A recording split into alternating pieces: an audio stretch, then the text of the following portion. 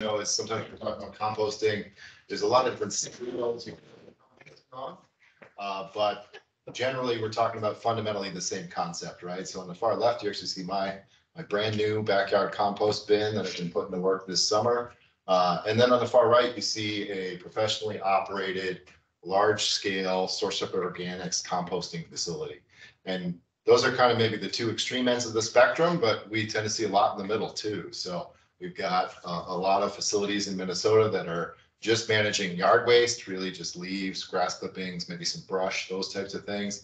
And so there's sort of different levels of sophistication, different levels of training that are probably best advisable, depending on what type of composting you're doing, depending on the types of materials you're taking in, and depending on the kind of size and scale of your operation. So I'm going to try to touch on a little bit of that, but want you all to keep in mind that fundamentally it's the same process. It's mixing these kind of carbon and nitrogen based materials, these organic materials together, trying to accelerate, helping them break down to turn into a good compost product. But then the kind of details of how that works can really vary depending on what you're trying to do, what kind of operation you're trying to go with. So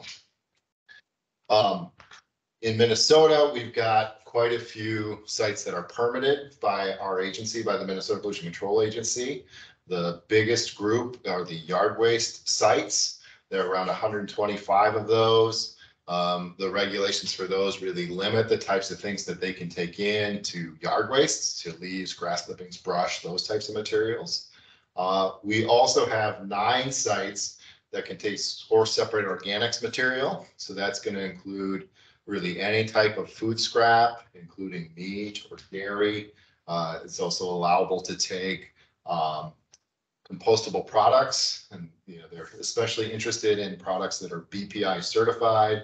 So they've got a third party verifying that those products are going to meet composting standards that are going to appropriately break down. So those are going to be typically larger scale operations dealing with a little bit more challenging set of feedstocks or incoming materials. And the regulations that apply to those sites are a little more robust, a little more something that needs to be part of everyday operations. And you can see on this slide too, the agency's website that really will provide a lot of the details about what the regulations are that pertain to these facilities, if a city or county is going to be operating one of these types of facilities, how they can go about getting permits, and then what rules they'll need to follow. So, and I think that's one of the kind of fundamental key messages in this little brief talk I'm giving today is it's really important to know what those regulations are and to follow those regulations. But best practices typically go above and beyond those regulations, which are kind of a minimum operational standard. So there's a lot of challenges if you're going to be operating a larger scale compost site, and you're going to be hearing from speakers that are going to touch on many or maybe even all of these concepts today. And so I think it's really important for anybody who's going to operate a compost site to be thinking about all the things you see on this list. They can all impact the quality of the compost you're going to make. They can impact the neighbors of the facility. They can impact the kind of reputation of the operator. And they're going to make your life easier or harder depending on how well prepared you are to deal with these types of issues. So these challenges are things that different speakers today will be discussing in a lot more detail. So please. I got a question. Sure. Of all those composting facilities you mentioned, do you know kind of offhand how many of them are like county, city owned and operated versus like a private entity, like the landfill entity taking on? Sure. Yeah, it's a good mix of both. There are several private companies that operate each of these types of facilities. I would say once you get into the yard waste realm, it's not uncommon that some of those are relatively small compost facilities operated by usually a city. And in many cases, that person who's responsible wears many hats at the city. Might be somebody who's responsible for public works, and maybe they're snow plowing in the morning and fixing a pothole later, and then turning the compost pile yet again later that day. And so, and then you've got another end of the spectrum there where, there are some private companies that might operate 5 or 6 yard waste sites and have really well-trained operators, have all the equipment they might need. So with the source separate organics, again, you've got a mix of public and private ownership models, but that's typically going to be a bigger capital investment. As I mentioned, the regulations are a little more robust, so they do tend to have a little bit more resources to do the types of things they do, but that also has its own set of challenges, right? Makes the economics a little bit more difficult to operate. So one of the things that really want to make sure we encourage folks to do is if you're thinking about operating any type of kind of larger scale professional compost facilities, to think about getting some operator training. And so the organizations you see listed here all provide compost operator training.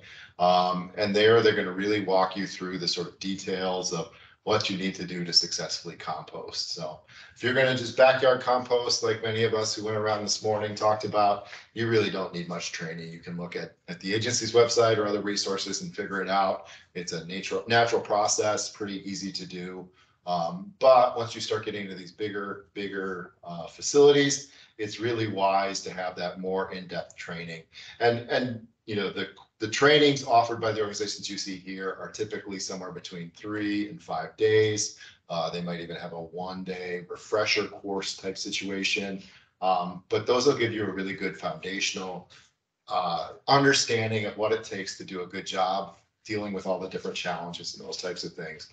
So it is required for the SSOM sites that somebody takes operator training. That's not currently required for yard waste operators, but it's still a best practice. It's still something we'd really advise you to think about doing if you're involved in operating a site. You'll also probably hear from different speakers today about the process to further reduce pathogens, or PFRP. And what that is it's a process that you do at a compost site where you're really monitoring the temperatures. And the goal really is to just get the compost piles hot enough to mostly kill off pathogens, things like Salmonella, E. coli, but it can also be beneficial because it will often devitalize weed seeds. You're going to hear a little bit about jumping worms today. If you're meeting these temperatures, you're going to make sure those worms aren't a problem or their casings aren't a problem in your final compost. And so depending on the types of operations you do, with the two highlighted here are turned windrow composting or forced aeration, there's a little bit different time frame, a little bit different guidance in terms of how you meet PFRP. But you're going to hear that this is, again, a really important best practice for compost facilities. You know, and essentially to meet it, you're going to monitor the temperatures, and you're going to be making sure that the entire pile is meeting that temperature for at least enough time to achieve those objectives we talked about. And then you're going to keep records that demonstrate that you've either turned the windrows frequently enough, that you've been monitoring the temperatures frequently enough, to make sure that that's what took place. So this process is required under the regulations for the SSOM sites. It is not required for yard waste sites, but there are many yard waste sites that are choosing to do this, largely because of some of the invasive plant and invasive species issues we're going to be talking about today. And we would like to continue to encourage yard waste sites to think about integrating this into the process of their operations, and thinking about what you can do. It's going to really help alleviate a lot of problems and improve your product quality. So if you're operating a site, whether you're required to or not, meeting PFRP is a great idea. And then the last kind of best practice that I'm going to touch on just in this brief conversation today is the idea that you would want to test your finished compost. And so highlighted here, you have one of the kind of biggest national compost testing programs. It's operated by the U.S. Composting Council. It's called the Seal of Testing Assurance. There are other ways to test your compost as well, but thinking about doing that, taking a sample and sending to a lab can really help you understand what type of compost, what type of product you're creating. It can make sure that you're avoiding potential pitfalls, and can use your compost for kind of some of the highest and best uses. Also, if you're looking to market your compost, some testing is going to be required to meet the MnDOT specs. And so, you know, many engineering firms, or of course MnDOT themselves, are going to have that as a baked-in requirement if they're going to purchase or use any of your compost. So So please think about testing your compost as well. How frequently did the testing happen? Because I imagine seasonal variability and such, like, is the kind of thing where it's like you test each batch or like do intermittent testing to kind of. Usually it's a little more intermittent, and if you do the US Composting Council STA program, the frequency is kind of defined by the size of your facility. So I think it can be as frequent as quarterly or as infrequently as twice a year. You know, and you can do it more or less often depending on sort of what makes sense, you know, particularly if you're taking different types of feedstocks in, or if your operations have changed for some reasons, or if you're starting up and want to kind of understand what types of product you're managing, it might make sense to do it more frequently. And if your operations really haven't changed and they're kind of routine, then maybe a little less frequent over time. So yeah, just quickly recapping those concepts, you know, making sure that you know what regulations apply to your facility and following those, consider safe operator training, meet that process to further reduce pathogens, and test your compost. And here is my contact information. Of course, happy to talk with anybody involved with GreenStep cities or otherwise interested in composting in the state. So please do feel free to reach out. And next, I think we're going to hear from Nathan, who's going to be talking a little bit more about. No. Oh, sorry. We're going to be here for Kayla. Yeah. Thank you, Tim. Appreciate that overview. So yeah, we thought we would start with or go to Kayla Fisher next with the City of St. Louis Park. Talk a little bit more about the collection side from households and gathering materials and how to educate and do those things. So I think did I close the chat? Oh. Okay for everyone in the room? Okay, then you get to see Kayla too, so. All right. Great. So you can see my slides okay? Yep. Awesome. All right. So hi again, Kayla Fisher with the City of St. Louis Park. Just a little bit about myself. I've been here with the city for almost 8 years. Prior to that, I was in a solid waste role in Hillsborough County, Florida. And then before that, I actually worked at Pope Douglas Solid Waste before Nathan came on board. So again, just really cool to be able to present, and thanks so much for inviting me here. I am going to be talking about St. Louis Park's organics program. For those of you who aren't as familiar with our city, we are a first-ring suburb of Minneapolis, just west of Minneapolis in Hennepin County.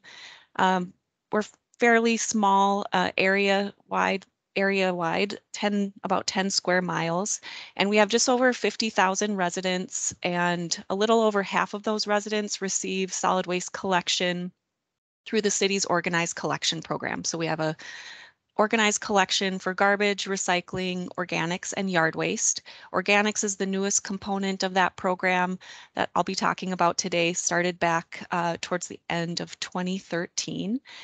But we have over 12,000 households who receive service through the city's program.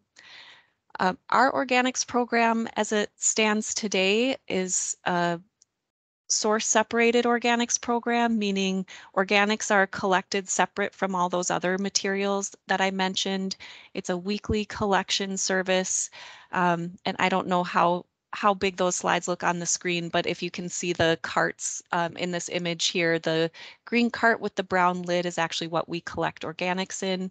So residents who are interested in participating in the program do need to request the cart, but there's no additional cost for them to participate. Our fees are rolled into the solid waste rates that residents pay. We estimate that, or it's roughly 20% of what residents pay for their solid waste fees is attributed to organics collection. That part of the fee is not taxed, just like recycling. But weekly collection, we actually have a little over 40% participation. So 41.5 was where we were at the beginning of this month. Again, residents do have to request the cart in order to participate. The reason that we do that is because we want to make sure that folks who have the cart know what goes in it and, are understanding the importance of the program and putting the right materials in the cart so that we can make sure that we don't send contaminated material to our composter. I'll get a little bit more into the details of what we provide to residents as far as education and kind of how our program has grown since we started it in 2013 in a few slides here. I did want to also note we have organics drop-off sites for our residents, the 40% or so of our residents who live in multifamily buildings and townhomes that are not on city service. Right now we have 5 locations. We have plans in the works by the end of this year to double the number of sites up to 10 sites. And we do try to kind of strategically place those in areas of the city where there are more apartment buildings to give people better access. Right now, we don't have a ton of apartment buildings that have organic service at their building. We're hoping to see that grow in the next few years, but this has been a really good option for residents. And I know other cities in the Twin Cities have used this as kind of a starting point for organics programs. I know Nathan has some up in the Alexandria and Glenwood areas. So a good component of our program. And this material is all collected in carts like you see in this picture here, the same carts that we use for our residential collection program. They're collected on the same routes as our single family homes. I think I mentioned collection is weekly, so we have a contracted hauler who comes through. Our contracted hauler right now is Waste Management. They collect the material in carts once a week. They are required to do education at the cart, so as they flip that lid, if they see a bag of trash in there or yard waste in there, since we don't collect them together, or any other material that shouldn't be in there, they do not empty the cart. They leave the material there. They put an educational tag on the cart that just notes, here's why we didn't collect it today, and leave that behind for the resident. The material is then brought to Hennepin County's Brooklyn Park transfer station, and from there it goes to 2 commercial composting facilities that take both yard waste and then the SSOM material that Tim was mentioning, and it's composted on site there. I'll talk a little bit more about the finished compost that comes from those sites at the end of my presentation here. But I know one of the things that you guys wanted me to talk today about as far as best management practices are like the resources that we provide to our residents who participate in the program, and then some of our outreach activities to get people who aren't participating yet signed up. So in addition to residents receiving a cart once they sign up, we do send with that new cart a welcome kit.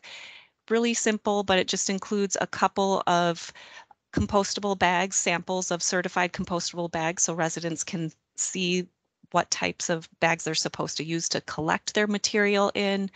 It has information on where to pick up more compostable bags. Our city program currently provides an annual allotment of compostable bags to residents, so that's built into our fee structure, and we do use county score funding to help supplement the cost of providing those bags to our residents. The welcome kit also includes a simple guide of what's accepted in the program, what's not accepted, and then a couple of tips sheets. So ideas for making space to collect your material inside the house, to deal with fruit flies, or in the outdoor collection cart area, the occasional maggot.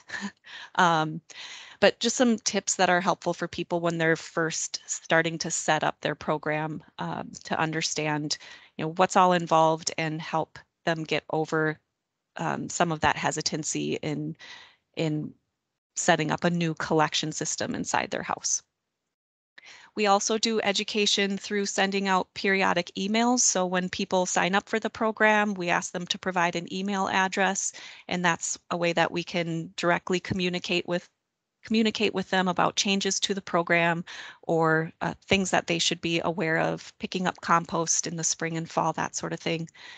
We do have a city newsletter that goes out 4 times a year, and we oftentimes put articles in there either on how to sign up or here's things you can do to make sure that you're not putting contaminants in, promote workshops, which we haven't been able to do quite as much, in 2020, 2021, but looking forward to being able to do more of that in the upcoming year. You can see in the slide here on the bottom left, there's a picture of a group that we brought in for a workshop and gave an overview of the organics program.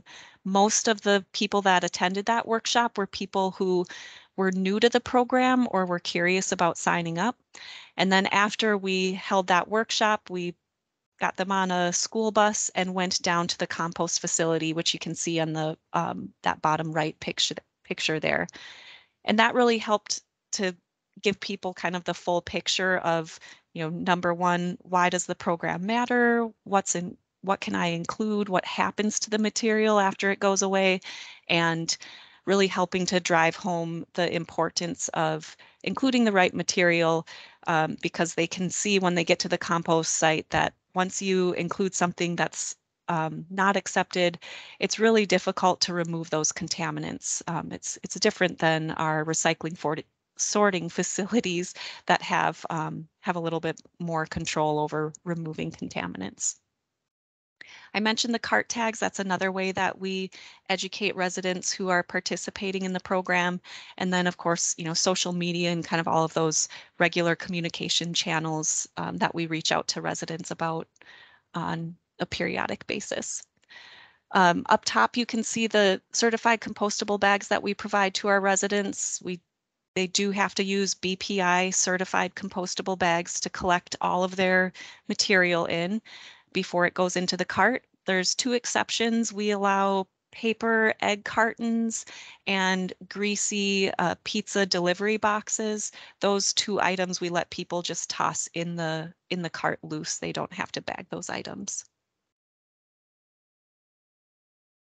And then just another slide with some examples of ways that we educate about the program. I'll show you kind of through our timeline of how our program has grown over the years, the ways that we've done certain outreach methods, and the most successful outreach method to this point has really been the direct mailings with a postage paid return postcard for people to sign up. Each time that we've sent that out, we've had really good luck with getting people to sign up. And actually my previous slide, I'll just go back here. This slide is an image of the inside of our sign-up brochure, and we've done 2 major sign-up campaigns, one this year and then another one back in, I want to say 2018-19, where we use this concept of a simple brochure that just explains the program, how it works, how to sign up, what's included. And then on the back side, there's some information about, the benefits of the program, keeping this material out of the trash, and using the resulting compost to help improve soil health in our community.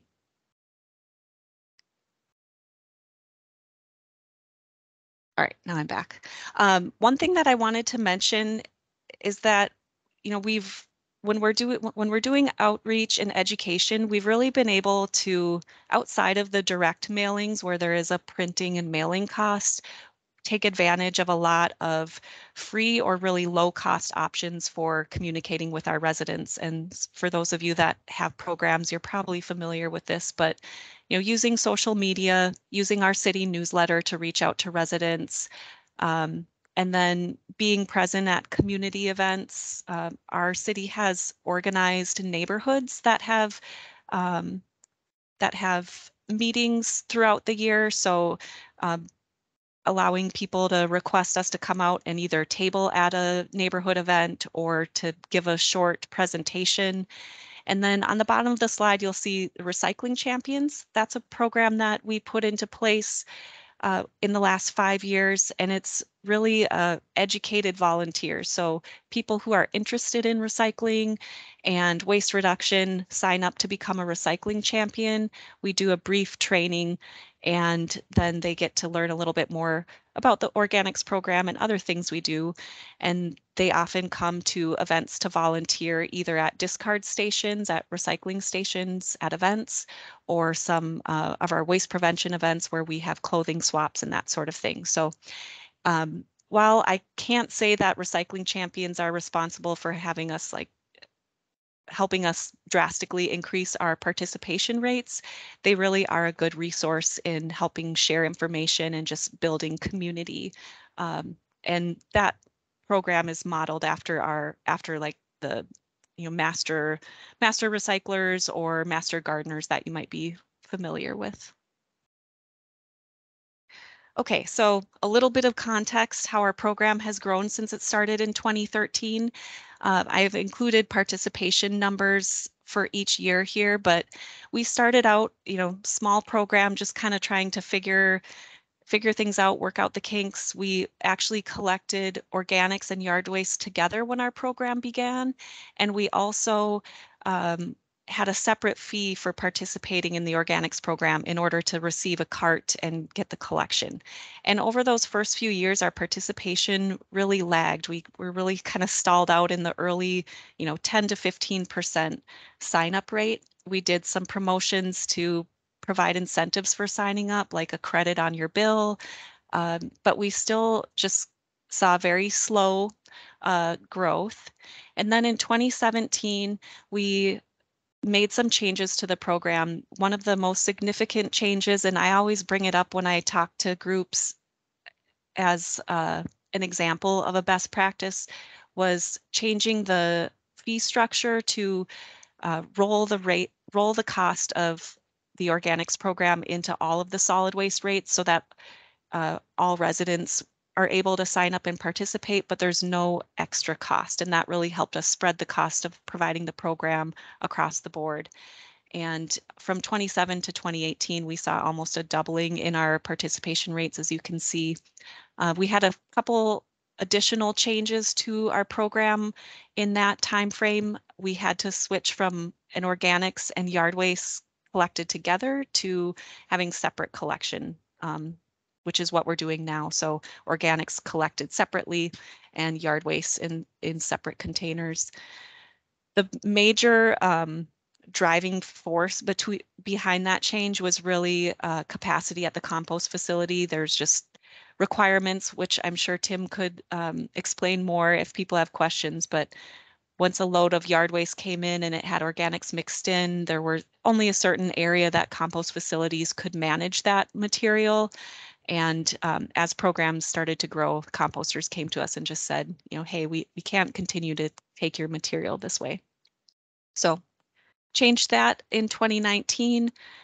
And then, as I mentioned, the last couple of years, we've kind of shifted our focus from really trying to drive sign up and get more people participating to focusing on educating those who are currently participating about the importance of only including the material that that we want to see, only the accepted material that's listed on that guide.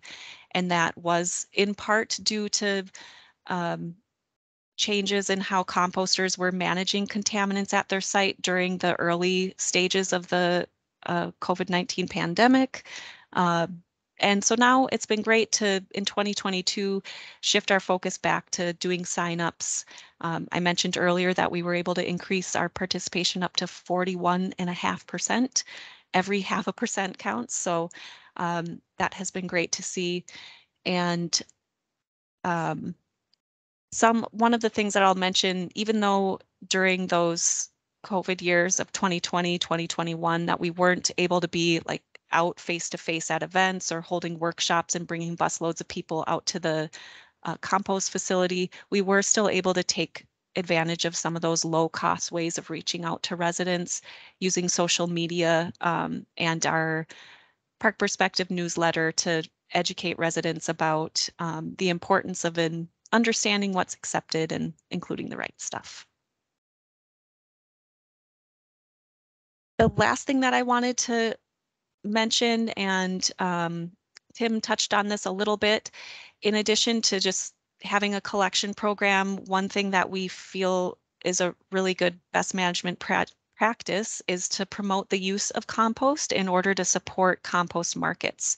So we've always provided compost to our residents each spring and fall for them to take back and use in their gardens at their homes. But we also felt that the city was a significant player in using more SSOM compost. So compost that's been compost that has organics as a feedstock.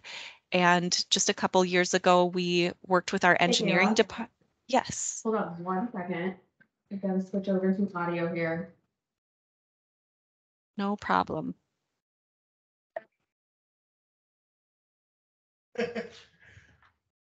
Can you test your sound?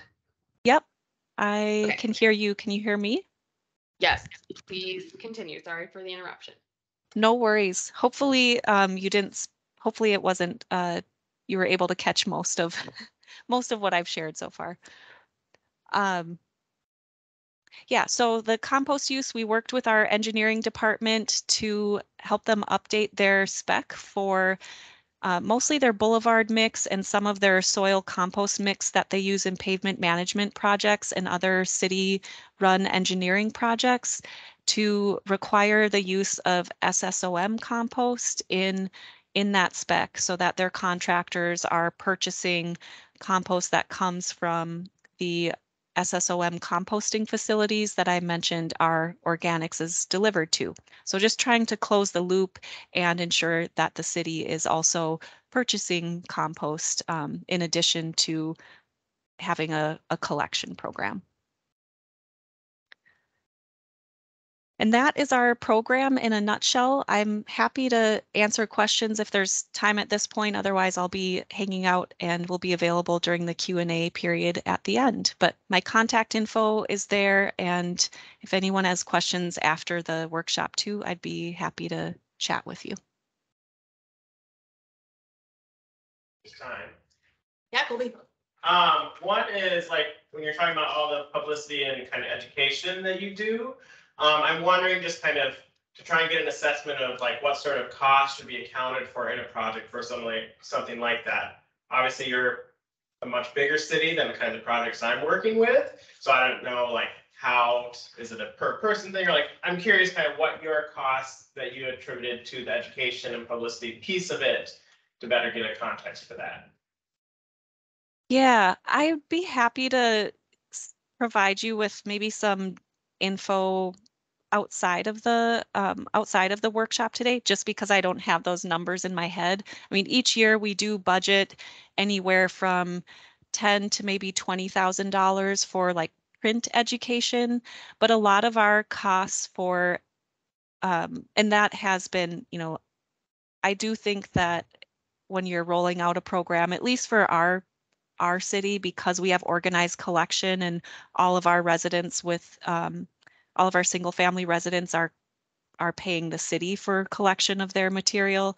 Those print mailings were a big piece in rolling out the program.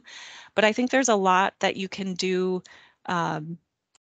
with social media and just kind of staff time in creating communication campaigns and being out at events to promote a new program. So yeah, sorry, I know that's not a super specific answer to your question, but if you'd like to reach out to me afterwards, I can give you some more of our budgeted numbers for education and outreach. No, that was very helpful. My other question was specifically for the drop locations, like if there's lessons you've learned or problems you've run into, particularly with like contamination or just the general flow of those. So you kind of addressed how you deal with that for the individual pickups, but as far as those community drop locations. Sure. So a good best management practices that we've found to reduce contamination are number one, siting. We do site all of our drop sites on city-owned properties, but we do try to put them in a place that's accessible, but maybe not in some of like the main areas where people tons of people are walking through with their dogs and that sort of thing. I think the bigger piece is having the carts locked, at least during the non-winter months. So we have, our carts are locked. There's a little lock on it that we have the same code for all of our sites. So when people sign up to participate in the drop sites, they sign up online. We send them a welcome email that has the code for the locks and a bunch of information on what's accepted and that sort of thing. And that's really helped keep contamination low. And then I think the third piece is regularly auditing those sites. Even though we have the hauler looking when they tip the cart, we actually have staff that go out each week prior to prior to the collection day, and they just kind of take a look at what's inside the cart. And then because we have all of those emails from people that have signed up, if they do see something, some sort of a contaminant, they can take a picture, send it out to the group and say, you know, hey, we found this in this cart today. It's not accepted. Here's what you should do with it instead. And that really helps. That kind of helps the address the contamination that just comes from, you know, lack of education or lack of understanding. The locks help from the passersby so you don't get dog poop or, you know, trash, that sort of thing in it. Well, thank you. Mm-hmm. Kayla, I'm curious too, if you could speak to when you co-collected organics with yard waste. Am I remembering correctly that there were also some challenges in the fall when there was large volumes of leaves in terms of how the trucks had to operate, so that because the loads were mostly leaves and then small amounts of food scraps, that you had to make some operational adjustments. Do I remember that correctly? And if so, could you describe sort of what the situation was? Yes, that's correct. So that happened right around the 2018, 2019 when we were moving from our 5-year contract into our current 5-year collection contract. Essentially, I hope this is, I'm answering the question you asked. Let me know if I'm not. But the composters, because the composters had to manage loads of yard waste, so loads coming from our program had yard waste and organics commingled, and there's only a certain area at their compost site where they can manage any load that has organics in it. You know, yard waste, there's fewer requirements for where that can be placed and managed on a composting site.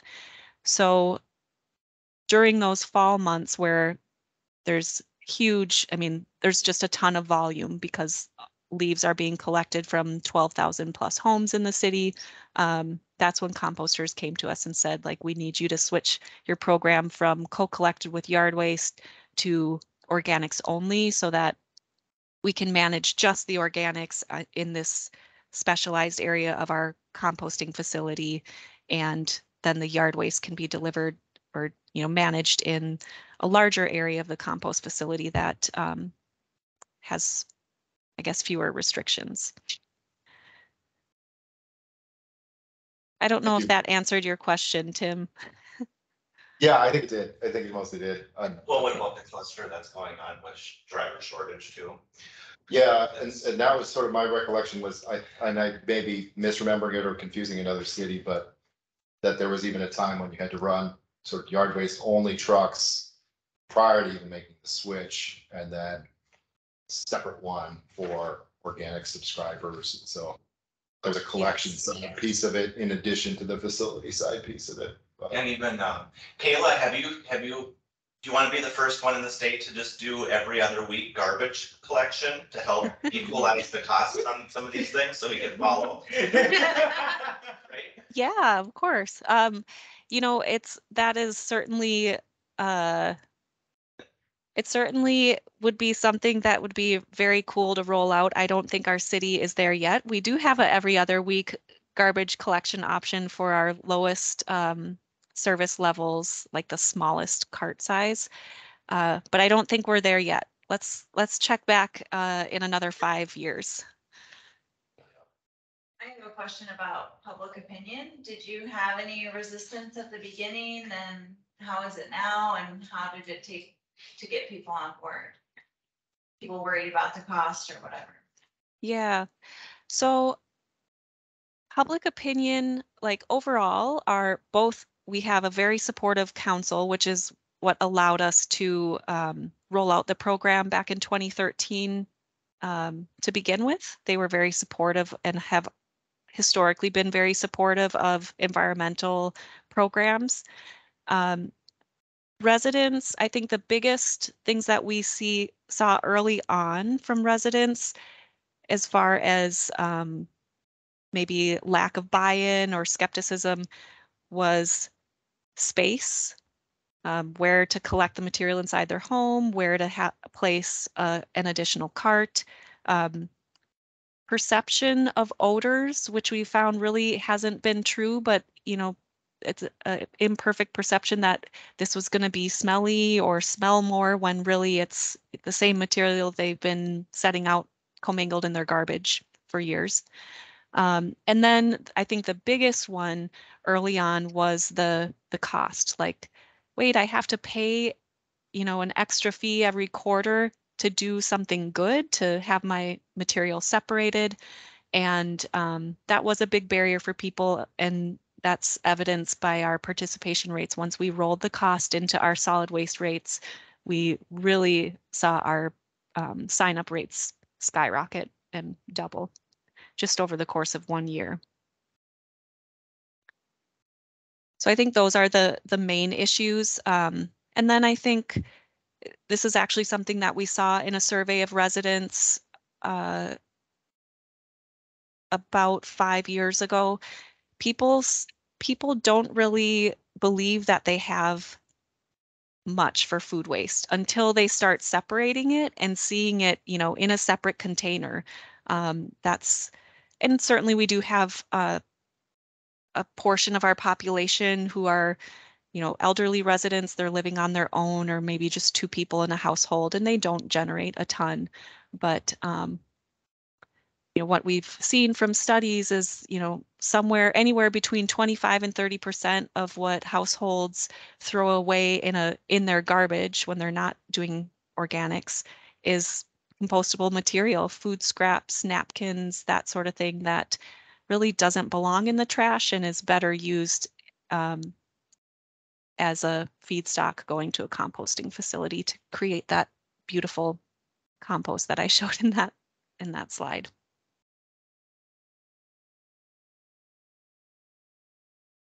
If like there was pushback, or kind of how it worked and why you chose to just incorporate it into the base fee versus like have it as an add-on, or it sounds like some of that's maybe just kind of the background structure of how you coordinate pickup in your city. But I know like our township, or in the end of the county of Lake County, that's one of the challenging points is figuring out, because people have to opt in for trash pickup. And so it's going to be a more awkward situation for us to try and figure out how to kind of incorporate the composting fees into this regular kind of trash fees. So I'm curious if you have any guidance or lessons or things that you learned through your process, or kind of how it worked for you. Yeah. So I think what we saw, we started out with a separate fee, and I was not working for the city when they went through that phase, but from what I understand, that they just felt like that was going to be the most straightforward way to be able to collect the appropriate fees to cover the cost of providing the program. But we actually saw, like, the city of Minneapolis, when they rolled out their program, they started with the fee structure of rolling the cost of organics into their solid waste rates. And they have a similar program where, they have organized collection for garbage and recycling. And so we saw their program really take off much more. They didn't have that sort of like slow building period that we did of several years of, just kind of the early adopters signed up and then just kind of stalling out. We saw their program, really take off right away. And again, it was our council. Our council members also saw that, and they actually came to us right around the same time that we were seeing like that this really was a best management practice to incorporate the fee Just like we do for recycling. Every resident in the city for years and years has had the cost of recycling included in their solid waste rate, whether they choose to put that card out or not. And that's really a way to make sure that everyone who receives the service has the opportunity to use the service without that additional financial barrier.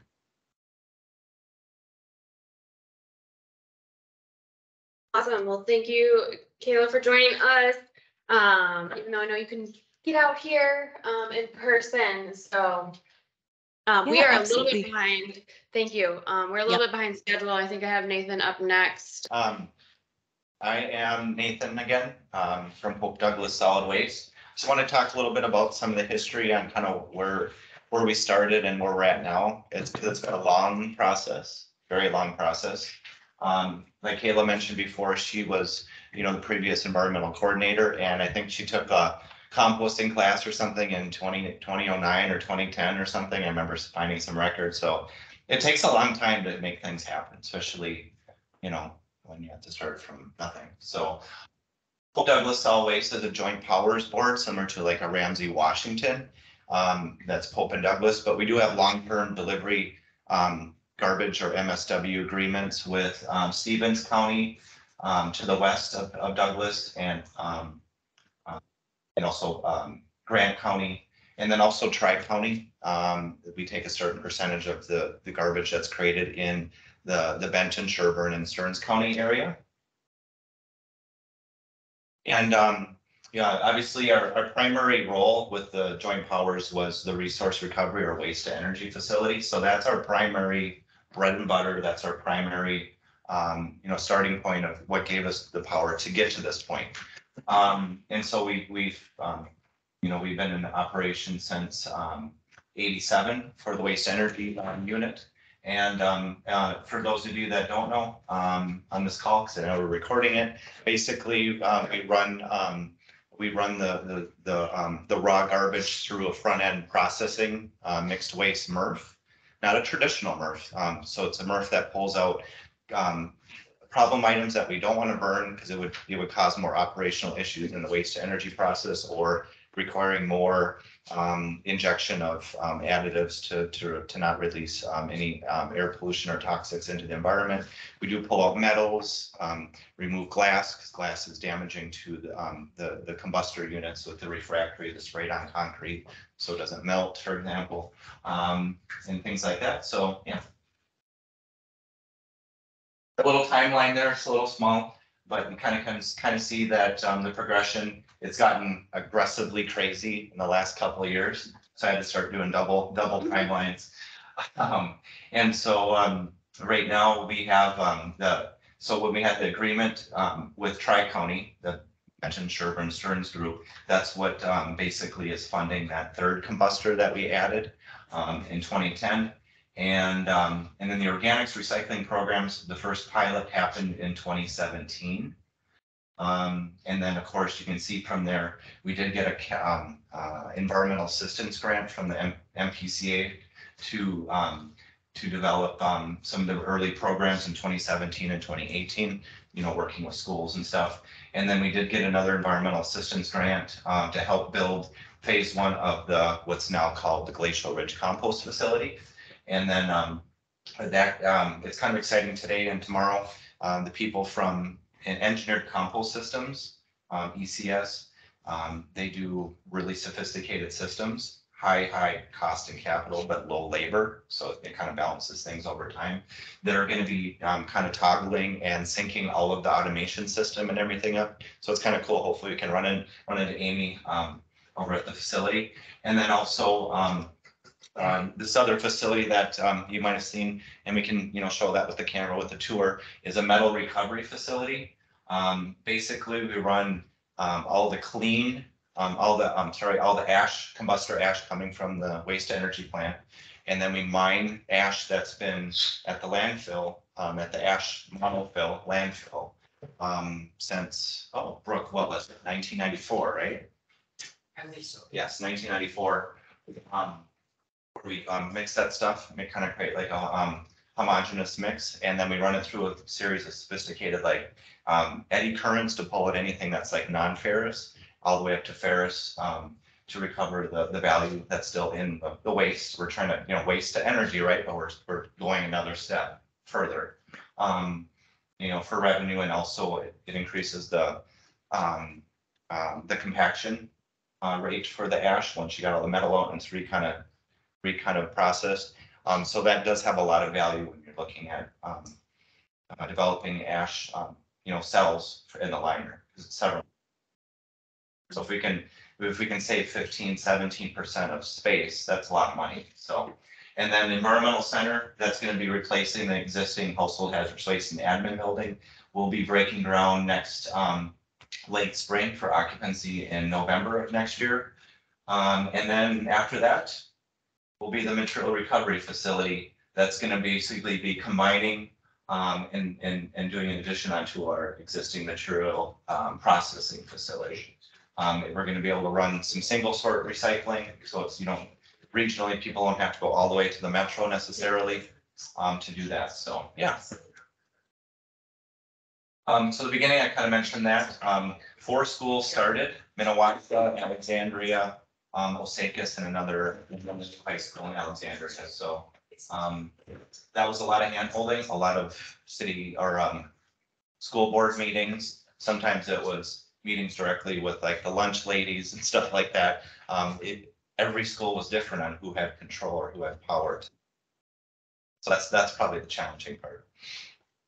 And then, like I said, with the transfer station, that's when I think that's when the metal recovery facility, didn't we have that open house as well? So it looks so cute and little now. The new facility is a lot bigger. So and that costs, I think that cost about what, 240, about 240,000, about, yeah, just for that part. Plus nothing fancy, but a lot of money in engineering underground.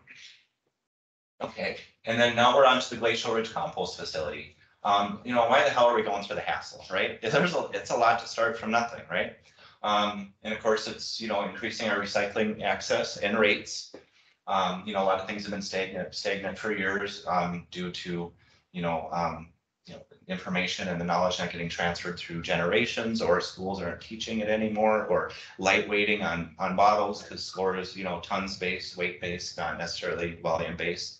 And then of course the regional collaboration of our long-term delivery partners, and then which are bread and butter. That's why we're here originally.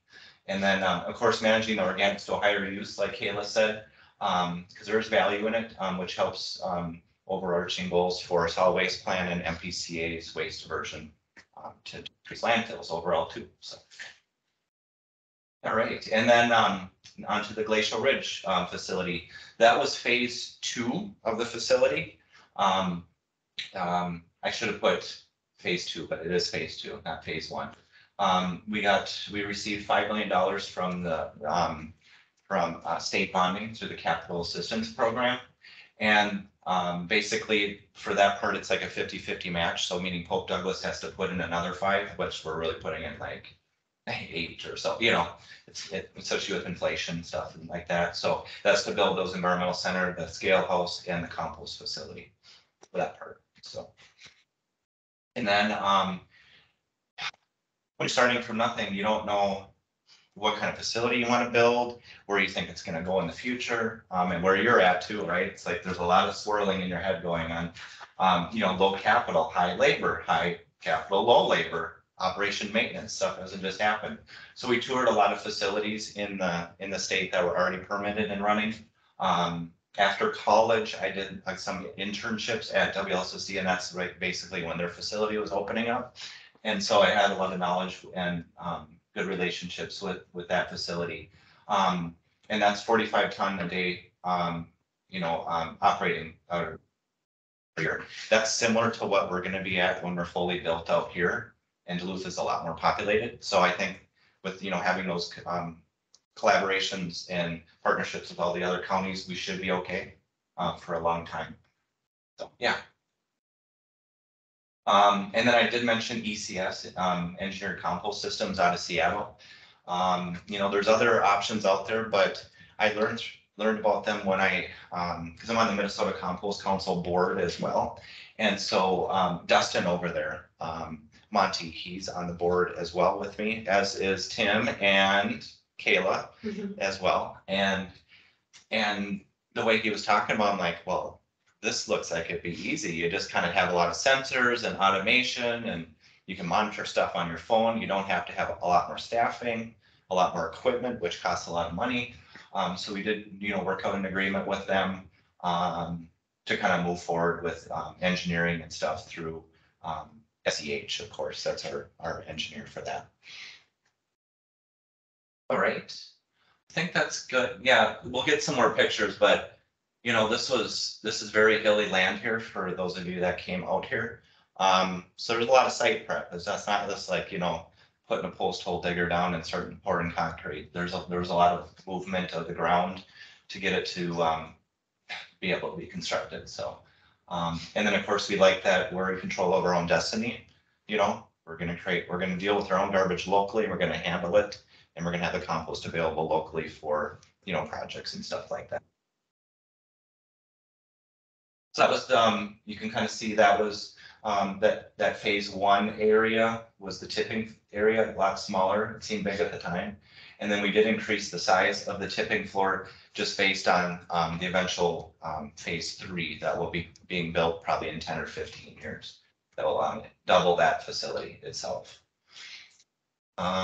So right now we're kind of finishing up some additional, we have some site security, we have a lot of cameras and things just to make sure that, because we're permitted heavily, that we have, there's always eyes, there's always documentation, there's just for safety, and also theft or anything malicious that happened. We were doing a lot of concrete pouring earlier, like that or last month. And so we're kind of just fine tuning some of that. There's a representative from ECS here doing the toggling of all the equipment and stuff to get that going full bore. So we should be able to start playing with compost. Well, it should be first thing in September, which is good for transport. Yeah. So yeah, getting the reach, I think we can skip that one too. Yeah. Committed partners. Okay, on the bottom right, we have Stevens County and their hauler Engelbretson.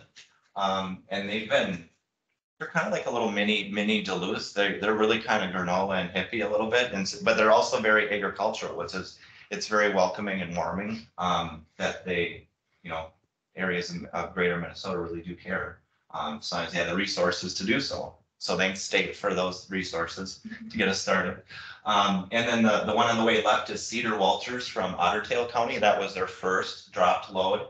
The top left or right, sorry, the top right is Sid. She is works with Bill, organics intern. She's still called intern. So far.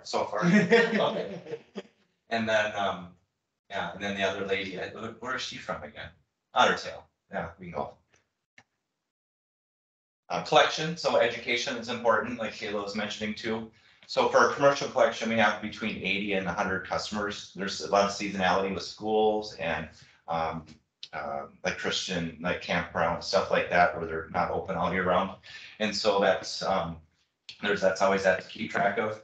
We have a contracted hauler that does the hauling as well, but we own all the assets, all the carts, all the education, all the truck stuff, anything maintenance. Basically, we hire a driver to do that, which has its own, limitations and challenges.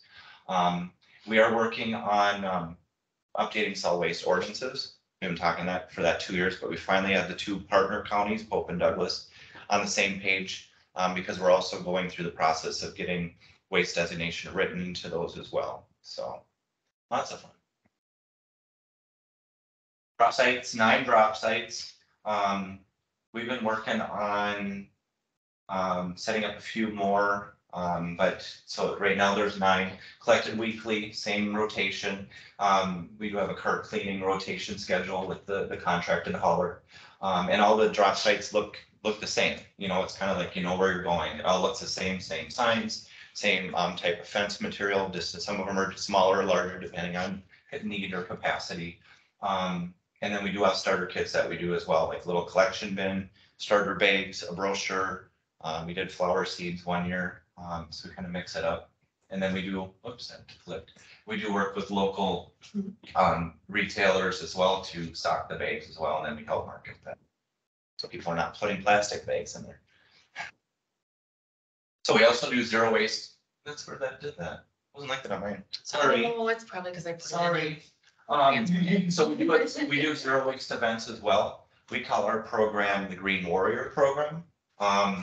And so that we train people to basically be the garbage cops at events to, give information, make sure people are not throwing contamination in there because it's front of house at events and people might be inebriated or they might be distracted or, we want people to put the right stuff in there. So they help do that. And then we have a program as part of that. We pay them $150 kind of a pay it forward incentive. Thank you. That doesn't go to them because then they'd be an employee. It's like kind of a workaround.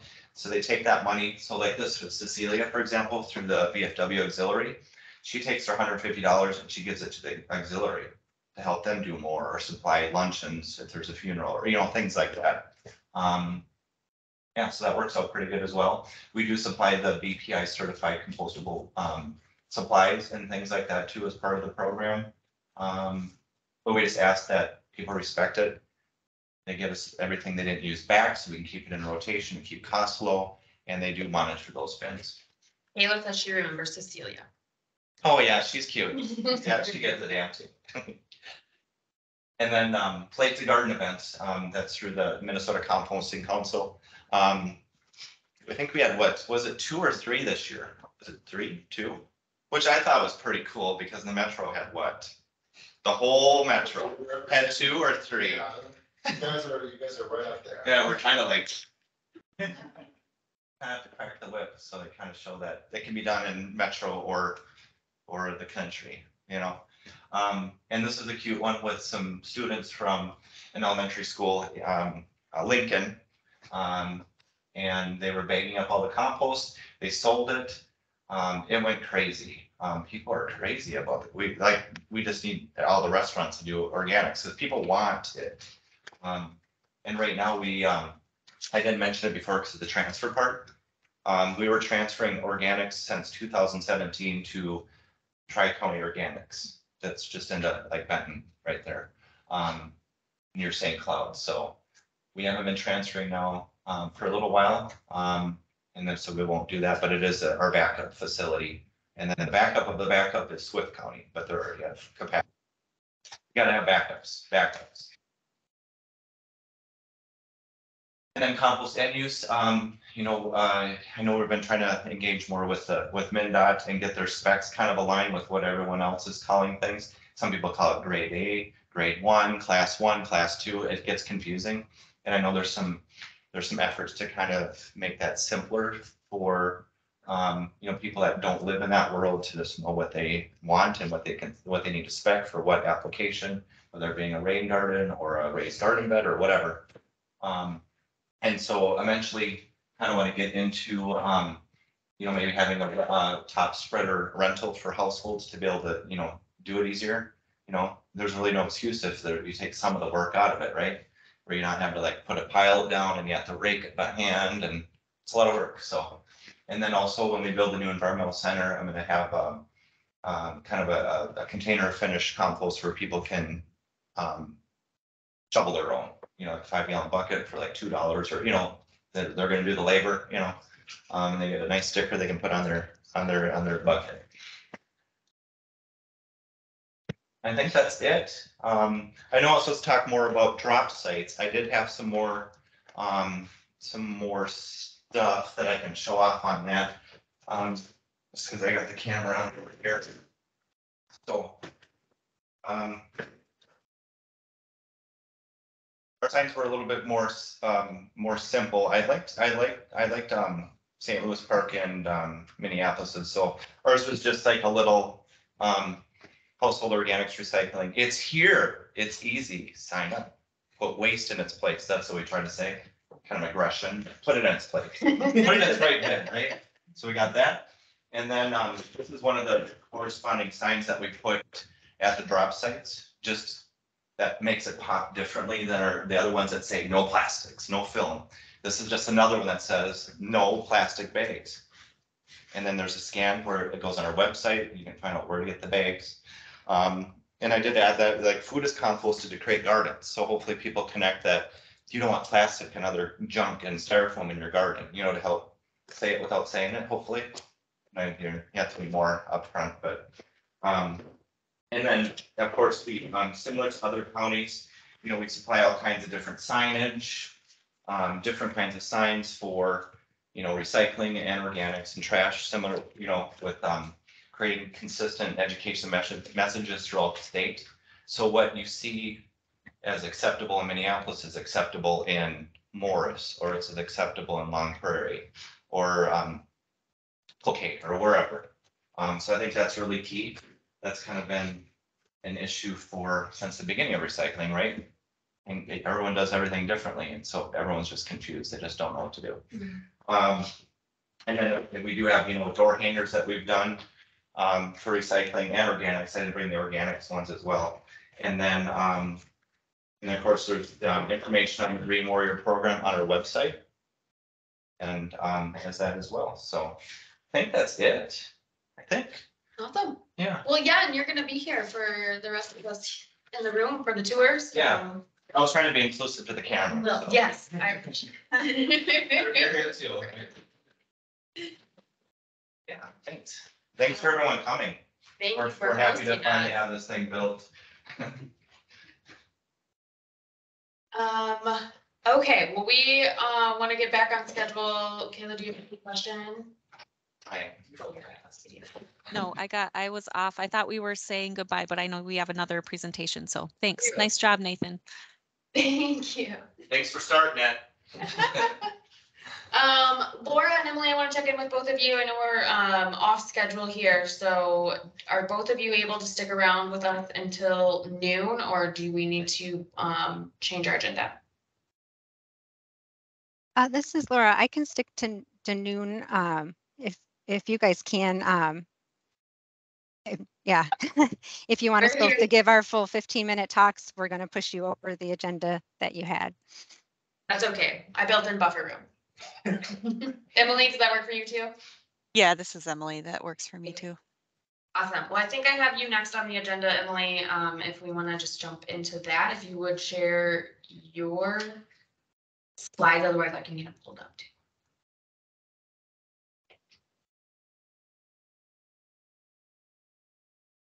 Yeah, just give me a second here. Since I got you here. Yes.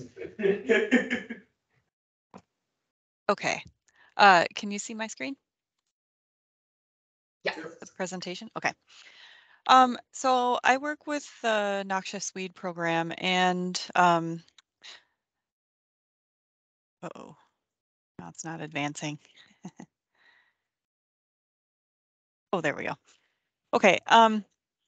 So we have a little bit of disposal stuff written into our noxious weed statutes, and I'll probably be pretty brief on this, but our noxious weed law says that residents of Minnesota who have noxious weeds are required to either control or eradicate certain species. There's examples here of some of the species on our eradicate list here. Some of you may be familiar with some of them. And what our law says is that it does not require the removal or disposal of noxious weeds from the site where they are growing. And so it can get a little confusing for people who are trying to manage noxious weeds in particular, where if they're hand pulling or doing some kind of tillage or something, we get a lot of calls from people trying to figure out what to do for disposal. And so legally, we're not supposed to put noxious weeds in either yard waste or in compost. And this is set up because what what we don't want is for anything that has fruit or seed on it that or propagating parts on it to spread to other areas. And so so that's how it was historically set up. There is an exception, though, that if something is getting transported, a noxious weed is getting transported to a disposal site, that is an acceptable, that is accepted under the law to get transported to a disposal site. If it's getting transported, for example, to like non-native Phragmites that might get spread onto a field from use as a biofilter. For example, if something's getting transported to be land applied, then we do issue transport permits for something like that. We do issue transport permits for some research or educational needs as well, for noxious weeds. So there are a few exceptions. And then disposal sites that we've identified that would be acceptable for transporting noxious weeds would be anything that's designated for that species. Some cities do have designated buckthorn collection sites. Burnsville is an example that has one for a designated site for buckthorn for their residents. There may be some collection sites for garlic mustard as well. So there are some city-specific designated compost sites for some specific noxious weeds. Incineration is another, what we consider a disposal site that a noxious weed could go to, where its final ending would be destruction. And then in some cases, although Tim, you can correct me if I'm wrong about this, but if it's going to a landfill or a facility like the WLSSD that has a special permit for something like knotweed collections as well, where they're doing a lot of work on trying to compost it and trying to figure out how to best dispose of it, there can be some cases where a landfill might be acceptable as well. And then just for some management methods that that we often recommend for noxious weeds, herbicides where you can let a plant decay naturally without cutting it, or biocontrol for certain species like spotted knapweed or purple loosestrife for leafy spurge. Again, I mentioned hand pulling as something that a lot of people do for noxious weeds that they have. We recommend that they try to do some kind of composting on site instead of trying to find a place to dispose of it. Smothering is another method that if people have a small area of something, it works in a lot of ways, kind of like a on-site compost, or it's basically killing plants that are underneath it through heat. So so that can be an option as well. And then if it's allowed in their city or municipality, a burning could be an option for noxious weeds as well. Of course, for something like poison ivy, where the oil would volatilize, or possibly Grecian foxglove, where we're not totally sure on the if it's safe to burn or not. We don't recommend it for any plant species that might be toxic or have some toxins in it. And then besides that, just a couple slides on some of the questions we get from people about composting. And like I mentioned, for us at the MDA, the risk for noxious weeds is that some of the seed may survive home composting processes. And so we don't, we're trying to keep things from spreading to new areas. And so that's where our main concern is. And then just trying to do more outreach with people, letting them know that they can do their own, they could allow any material they have on just to degrade naturally on their land or their sites. And then if it's applicable for compost sites that are regulated by the PCA. We haven't done a lot of research on what the actual temperatures thresholds would be for some of our weed species. There's not a lot of research out there. I think Tim mentioned early on that your regulations would be around 130 or 31 degrees, which I think is what some of the things we've found as well for garlic mustard and common buckthorn to degrade and destroy those seeds of those species. And one example of another city or county that has worked on some composting for poison hemlock, they I believe have been accepting some poison hemlock that, now I don't know the details, but from residents, and then using or trying to, they've been trying to keep poison hemlock separate from the rest of their compost as well. This may have changed. I know this was a few years ago, but an example of an area where you could have something on our eradicate list kind of close to where the finished compost is being piled. And that's all I had for noxious weed. If anybody's got questions on it, I know we don't have a lot of time, feel free to reach out to me with any noxious weed specific questions as well. Thanks for joining us, Emily. Since we have you on the call, we'll definitely see if there's any questions from anyone here for Emily before we let her go.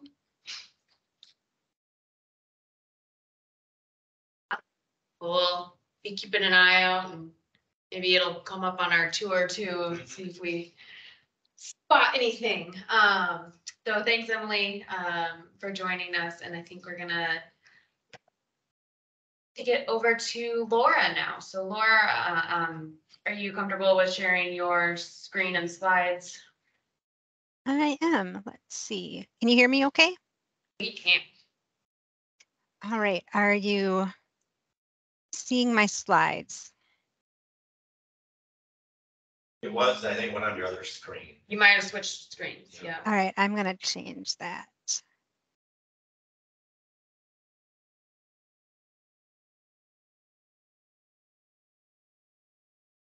All right. How about now? Yeah. If you can put it in presentation mode. All right. That's a good tip. Thinking about it. Yes, perfect. All right. So you're seeing the slide, not the outline part? Yeah. Okay, perfect. Yes, hi, thanks for having me. My name's Laura Van Riper. I'm the Terrestrial Invasive Species Coordinator with the Minnesota Department of Natural Resources, and the DNR is point person on jumping worms. So a brief outline of my talk here. We'll talk about why we're concerned about earthworms, what about jumping worms in particular. We'll talk about some key messages for yard waste site operators and yard waste disposal and general use of compost, and then wrap up with a couple take-home messages. So all earthworms are non-native to Minnesota. That's often a surprise for people. We're so used to seeing earthworms in our yards, but there's no evidence of Minnesota having had earthworms. And if they had them, they've been gone at least since 11,000 years ago when the glaciers covered most of the state. So there's been more than 15 species of various non-native earthworms found in Minnesota. And there's been extensive research on the impacts of European earthworms in northern US forest species like night crawlers. So some of the impacts that you see, our forests evolved without earthworms. So leaf litter would slowly build up. You'd get this thick layer of leaf litter that would slowly decompose with fungi. A lot of plant species are adapted to growing in that duff layer. So you'd get a diverse amount of species. You get a lot of species on the forest floor. When the worms come in, they're eating those leaves, pulling them down deep.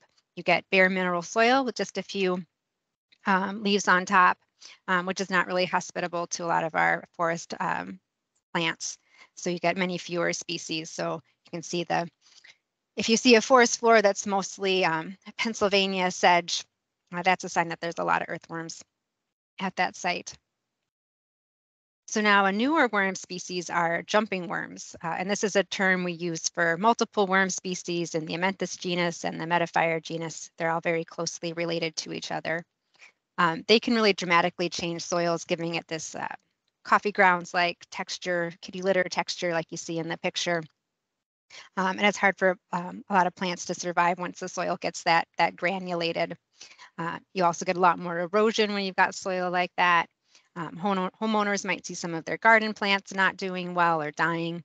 And then you can also have similar impacts in forests. So how to identify a jumping worm? You know, in a garden, it might be the soil that gets your attention first. If you start noticing your soil is getting really friable, like coffee grounds. And then the worms themselves are really active, maybe more active than you're used to seeing in worms. They jiggle and wiggle. They move like snakes as they're moving across the ground, kind of doing that S-shaped movement. Their tail can break off when they're disturbed as a defense mechanism to try to distract the predator with a piece of tail so the worm can get away. But the big identification characteristic is the clitellum, that sort of whitish pinkish band there. They develop those when they're, all earthworms do, when they're sexually mature, they develop clitellums. And the distance between that clitellum and the mouth is a major identification characteristic. So with jumping worms, that clitellum is closer to the mouth than, say, a European earthworm like a night crawler. So counting the segments between the mouth and the clitellum is how researchers can more conclusively identify jumping worms. So means of spread, you know, anytime you're moving soil, mulch, compost that hasn't been, you know, heated up, you can be moving earthworms and their cocoons or egg cases. So even if you don't see the worm, there might be those egg cases in the soil. People can sometimes purchase worms like red wigglers for composting. University of Minnesota Duluth did some practice purchases where they found online purchases contaminated with jumping worms when they were supposed to be buying other worms. You could potentially also have them as a contaminant in fishing bait. So here's what those little egg cases look like. They're about the size of a peppercorn. So the goal is to prevent the spread of jumping worms and their egg cases to new locations. So hopefully by going through some of these best practices, we can help prevent their spread and help protect people's gardens and Minnesota's forests. I want to draw your attention to a key resource. University of Minnesota Extension has a jumping worm webpage. We link to it from the DNR jumping worm webpage.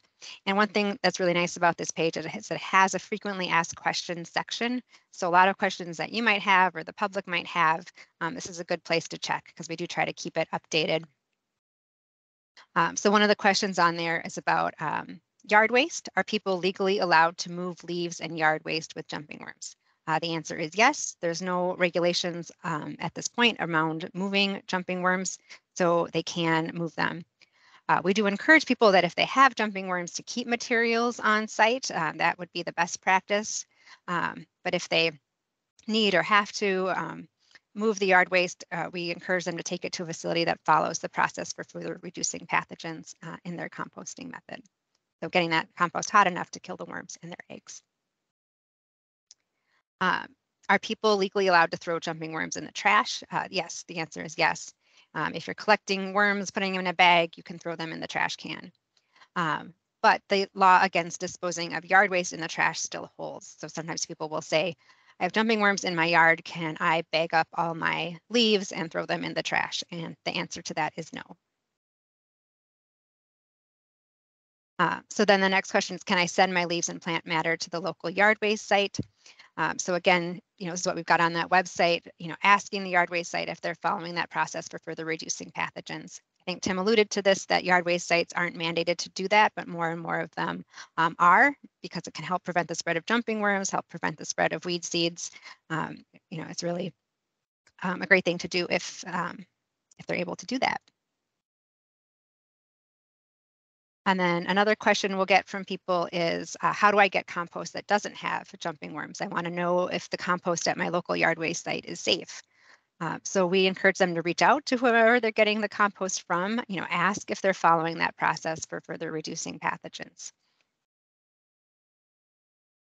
So some of the things that yard waste facilities can do, broken record here, follow that process for further reducing pathogens, getting that hot enough to do that.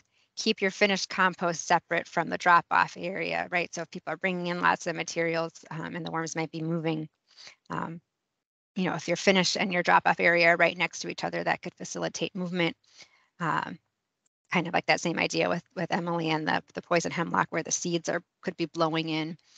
So be aware of where you keep that finished compost.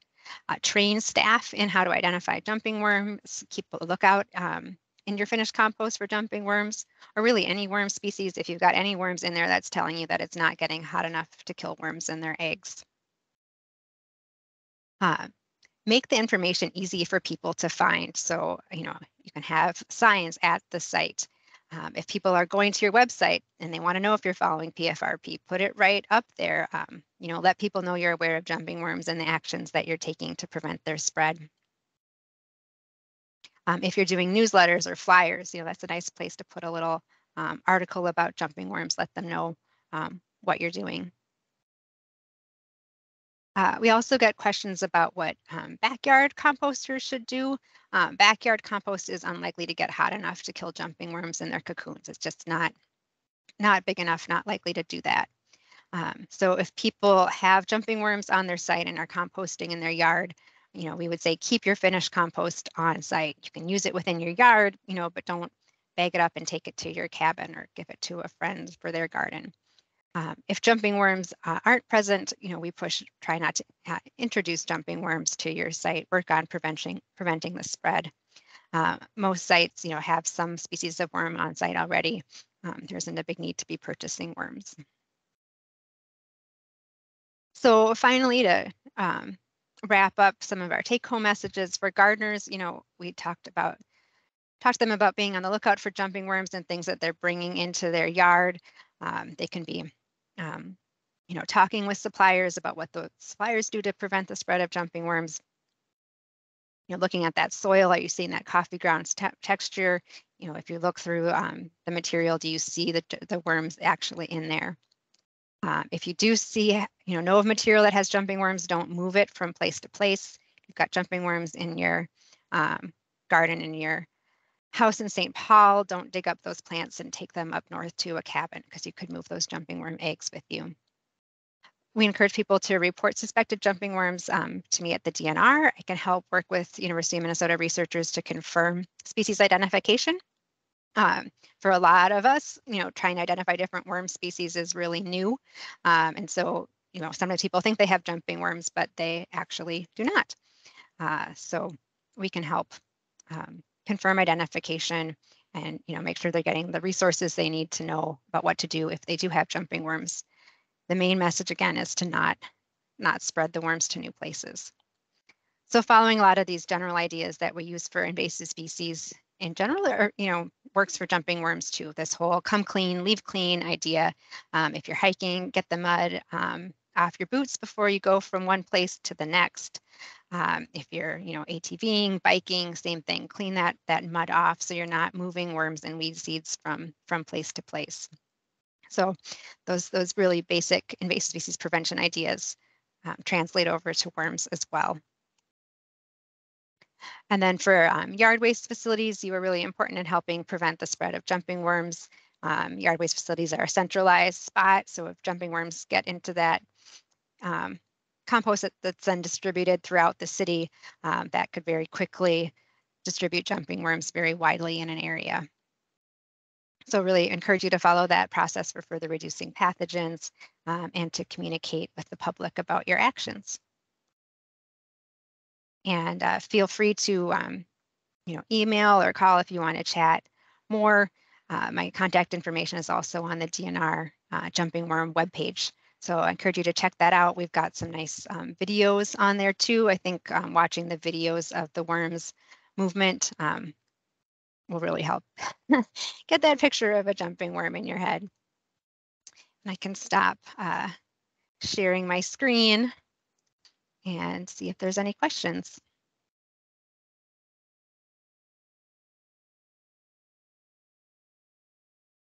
I have a question. Oh, unless there's folks in the room, go ahead.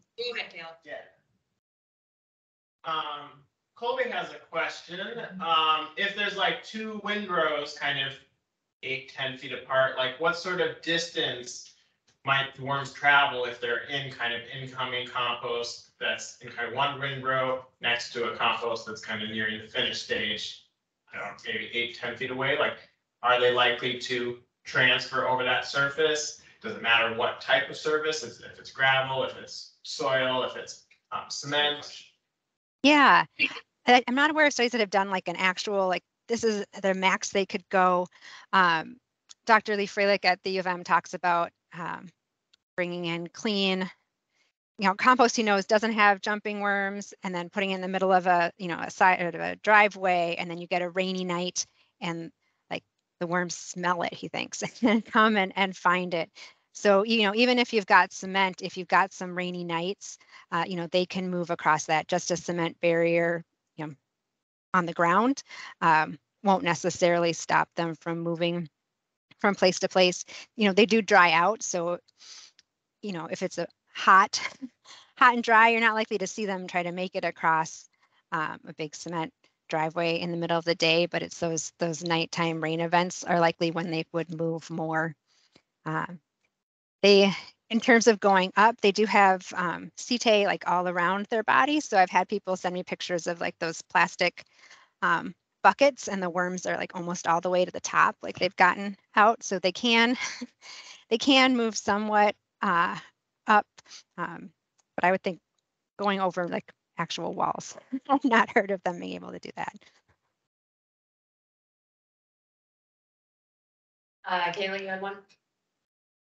Yeah, I know this is maybe a little bit off topic because you're talking about, identifying and managing sites to reduce jumping worm spreading, but I'm just curious if you're aware of any information or research that's been done on how to remediate soils that have had jumping worms in them and have become, really minerals-based soils like what you showed in the pictures. Yeah, I'm not aware of that. One of the questions we get, is there something I can add to my soil to make it less hospitable to jumping worms, right? Is there a particular type of, wood chip or mulch or diatomaceous earth, or, all these ideas? University of Minnesota, is doing some studies where they're trialing some various things. So there might be a point where, maybe a particular mulch is recommended and you might get less jumping worms over time. And then, yeah, I think sort of the next stage would be, right, how long does it take for the soil to recover? Do you need to add other amendments? We get the question, should I keep adding compost to my soil, or mulch or wood chips, or am I just feeding the worms? That's one of the concerns too. If your soil, gets all dried out and granular, and then you add a whole bunch of leaves to it, maybe you've just added more food for the jumping worms. And so you were trying to improve the soil, but now you've just, fed the worms. So I don't think we've got great answers for that right now.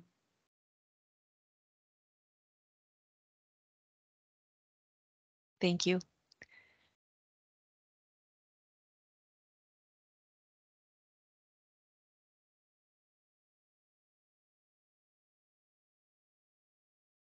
That's cute. There's no audio in the room, but I saw the people clap. Thank you.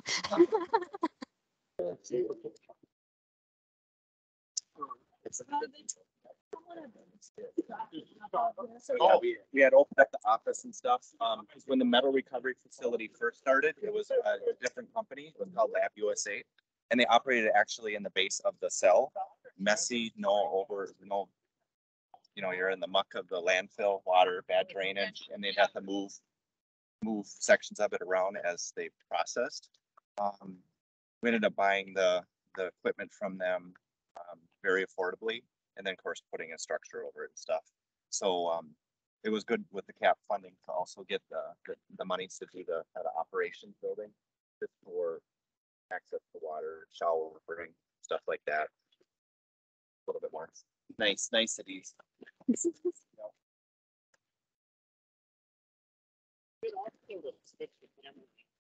I'm gonna figure it out, you know? I don't know with teams. Yeah. It didn't look like there was an Another thing that we're working on is like the wayfinding sign once you get off of once you get off the road onto the property. To kind of get people here, like haulers, hauling This is yeah, yep. Kind of started right there all the way. Yeah. Yeah. And then so there's a bunch of yard waste right there. Hope Douglas does pay haulers financial incentive to bring curbside collected material here. And so, obviously it has to be, no plastic bags, etc., no big branches, stuff like that, manageable is fine. And that's what we use for the feedstock. Plus there's another pile that's going to be taking up probably over half of this whole area. There's some wood chips on the other side of this kind of the lawn and leaf area. And so for those of you who don't know, there was a lot of tornadoes that came through in May in the area. And so we will have abundance of wood for the next 10 years. So we're good, which is kind of nice. I mean, it's good that way. Not good. There was a tornado and it ripped everyone's trees down. But obviously we're putting that to a higher use than just them burning it. You know what I mean? So where did the wood go? The wood chips itself and the yard waste that's gets mixed approximately like 50-50 with the organics, food waste. Oh, food scraps. I shouldn't call it waste. Food scraps. So that's just as a binding, kind of a bulking agent. So you have enough, porosity with the air for the bugs to breathe and eat everything up, so it doesn't go anaerobic, which should be smelly, kind of like landfill gets anaerobic. You know what I mean? Gets kind of like an eggy smell or something. Yeah. So or rotten smell. We don't want that to happen. Tim was saying with neighbors, right? You don't want to be smelly.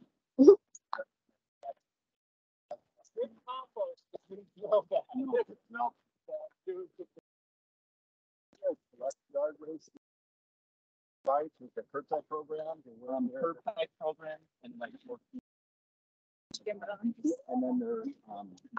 and then there's city sites as well.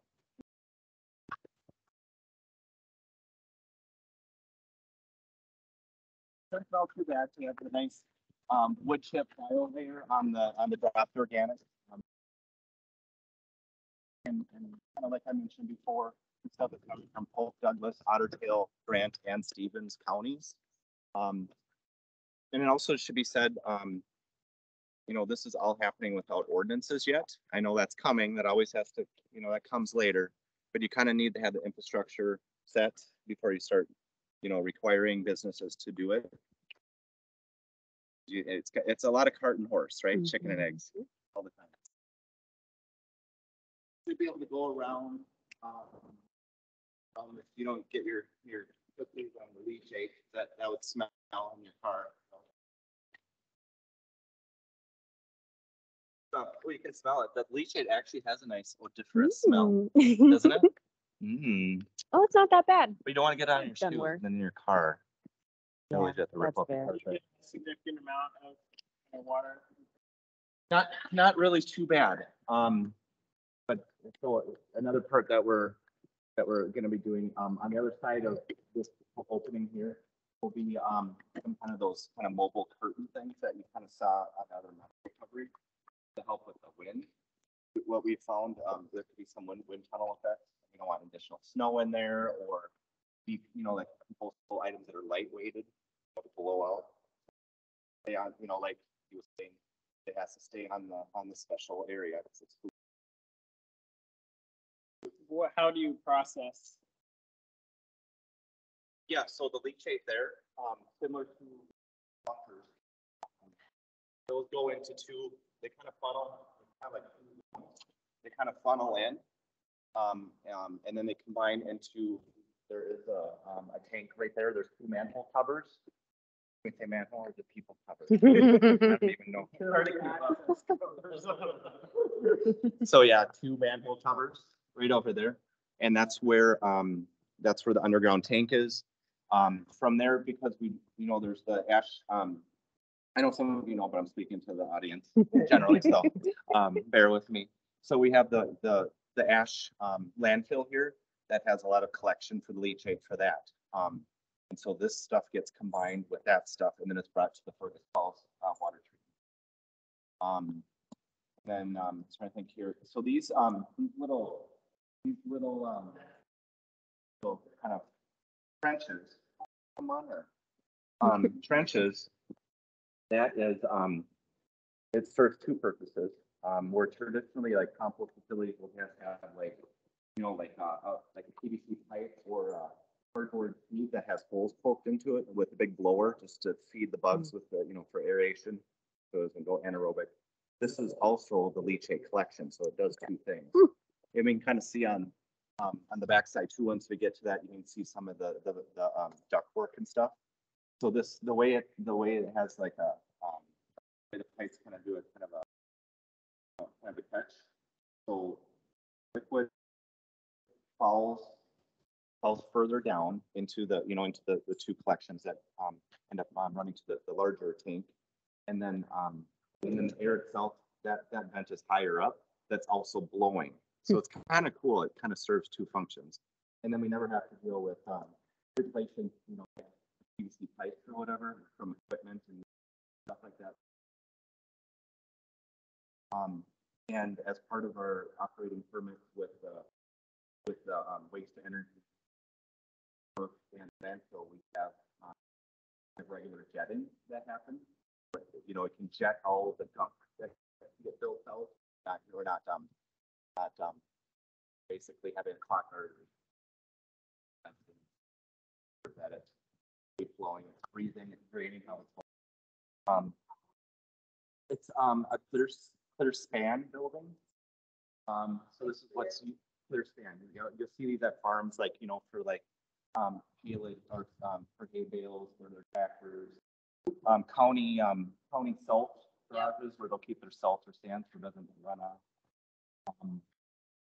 So yeah, it's pretty cool that way. A lot of cameras, a lot of lighting, but which is good that way. I should also know, so when we start playing with the organics and mixing the food, or I'm sorry, the wood chips and the yard waste, we'll start in one of these bunkers here. And silo, like the Jersey barriers, I know it's like silo something for it. So these go down quite a ways yet. You know what I mean? Because of the way the angle it is, you know, then you think about the Jersey barriers that have like the concrete going out, that wing out. This is a heck of a lot cheaper than like full poured walls. Get the same effect. Faulting and stuff from separating. But underneath this concrete, that's been, you know, it's been tested to make sure that it's the right spec and it'll hold up to weight. This whole site has another liner on it, so it's like doubly environmental, more than most facilities. And so there's sensors between the two layers that we can tell if there's any problems with any leaking layer, similar to like a landfill. There's kind of the two different layers. You can kind of tell if there's stuff what's in between, if it's groundwater or it's actual leachate or whatever. So basically we'll start that mixing the stuff. We'll pile it in there. And so there's a lot of stuff that I have to now do with our operations and maintenance plan that was done last year. With that, you know, to kind of track when the pile was started, when it gets flipped, you know, with the PFRP for this system, it is 26 to 28 days. It's pretty fun. Means you can really pump it through a lot quicker. So what we're going to do in the interim until the volume goes, we'll still keep it in here. It might be longer than 28 days. It probably will be because we have the room right now. And then we'll move it over to the other math bed.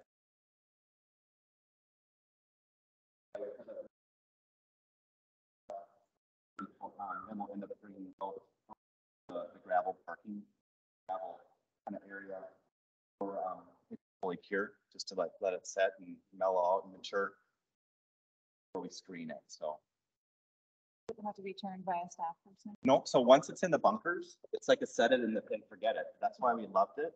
Because you're not having to do all the extra manipulation of the compost and touching it and hand holding it. Just kind of just put it in there. Amy should be here from Engineered Compost Systems. She might be on the back side of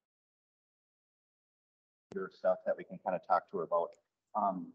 So all the sensors and everything here, it'll know if the blowers have to increase, you know, the force or increase the blow versus or reducing depending on if the process is slowing down, if it's speeding up. There's a lot of sensors that are built in. It's kind of cool. And if there might be a fire risk, you know, there's obviously the sprinklers and stuff on top too. Or it'll be automated to your cell phone. So it might be an alarm like we have for leachate collection for landfill, saying that, you know, heat conditions, hot, you know, whatever. And usually it'll do it, but you can override it, kind of like riding a plane, right?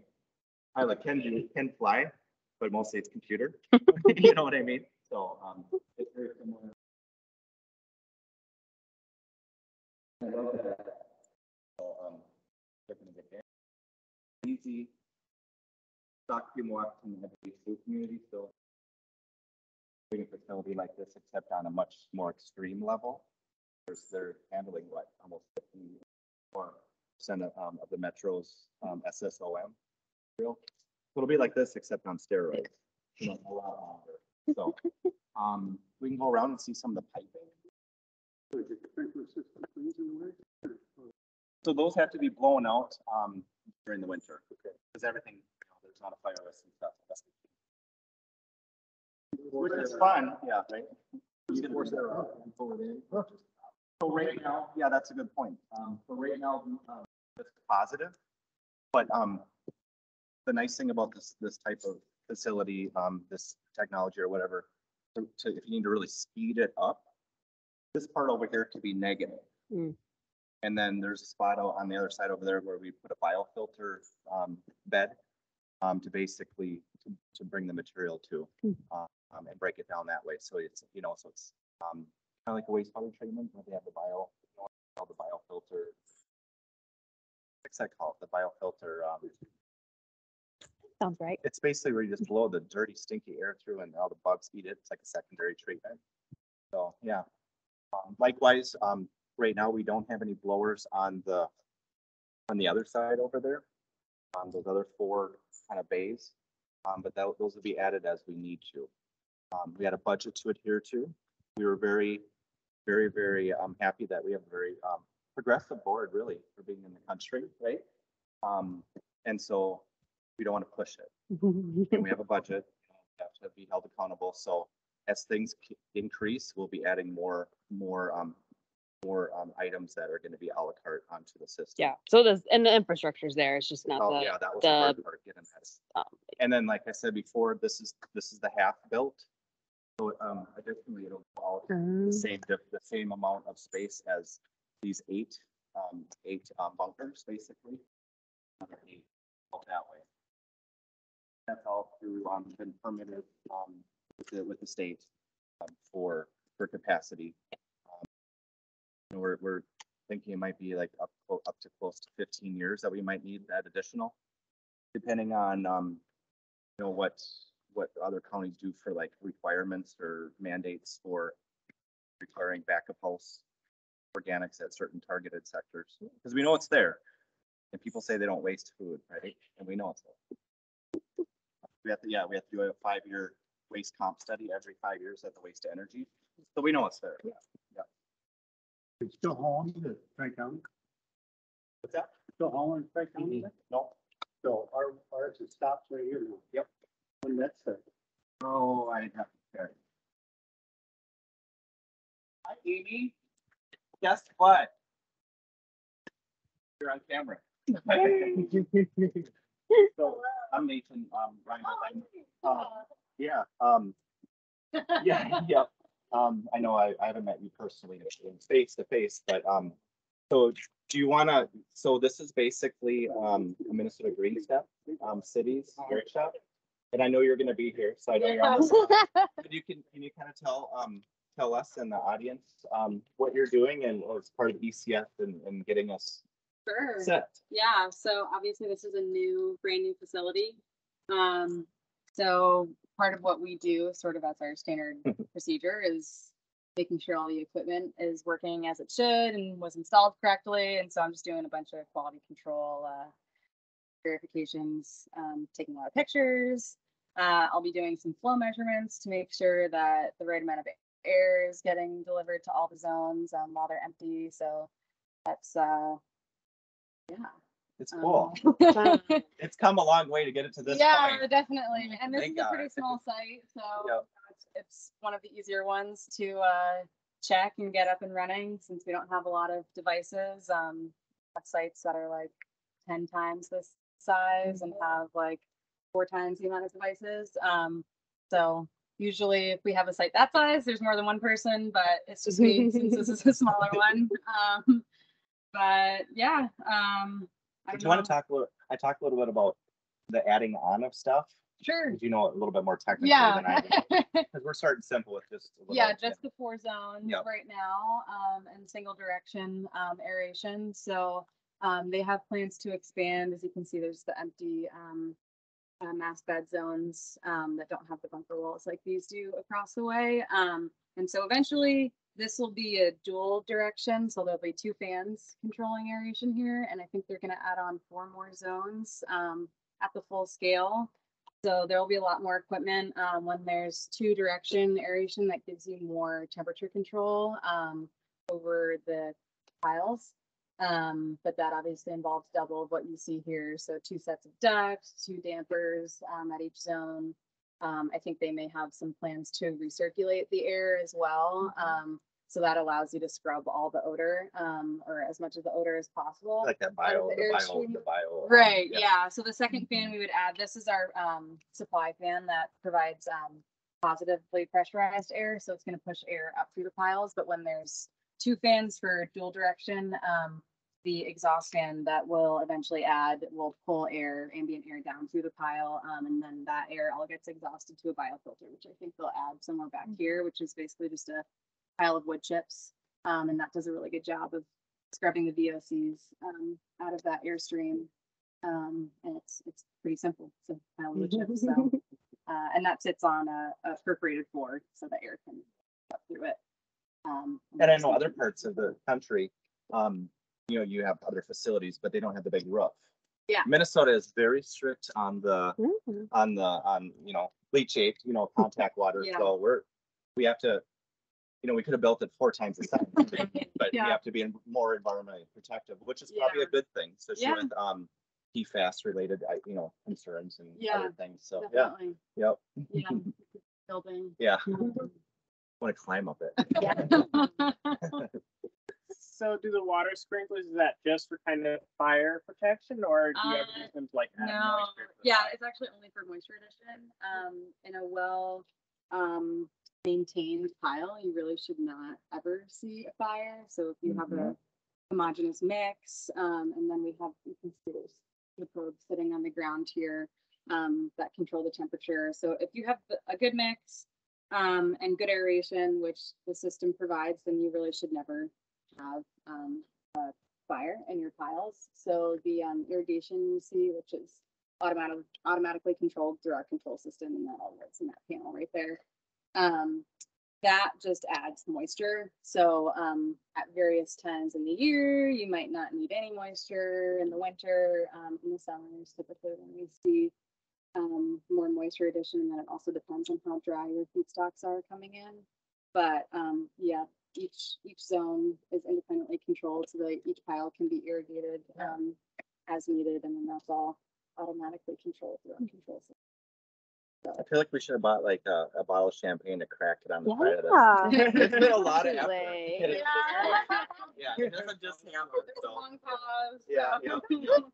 And Yeah, so, it's really yeah. cool to see it come to life from like a drawing on paper. I've been with this project through the whole life cycle of it, so Yeah. it's my baby. So you think you're gonna be able to work on the shock beam one? I don't know if I Or personally is that will be be, like but a little bit more going on? Right? yeah, it's definitely a lot bigger. 80,000 tons Yeah. a year versus what? 2,500. I Yeah, don't know what the Yeah. core zone. it's a lot different. Yeah.